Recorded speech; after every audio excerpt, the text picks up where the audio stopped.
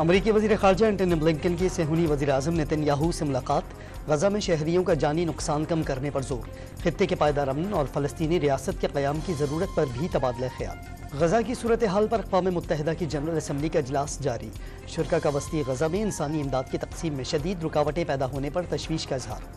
Toshakhana case में बानी PTI और उनकी अहलिया बुशरा बीवी पर फर्द जुर्म आयद। मुल्ज़िमान का सहते जुर्म से इनकार। नैब के गवाह 11 जनवरी को तलब।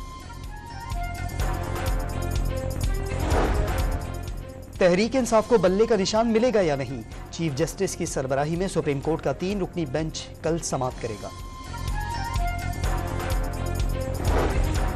नैब से नवाज शरीफ के लिए एक और बड़ा रिलीफ। नवाज खानदान के खिलाफ शरीफ ट्रस्ट केस में नैब तहकीकात समेत 6 करप्शन केसेस बंद। महकमा सेहत सिंध का कोरोना वायरस के नए वेरिएंट से मुतालिक हिदायतनामा जारी। वैक्सीनेशन तेज करने की हिदायत।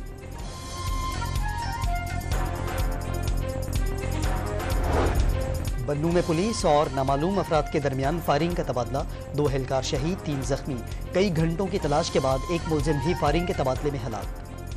और लाहौर और गिरदोनवाह में धुंध का राज। हद निगाह इंतहाई कम होने पर मोटरवे M3 समंदरी से दरखाना तक ट्रैफिक के लिए बंद।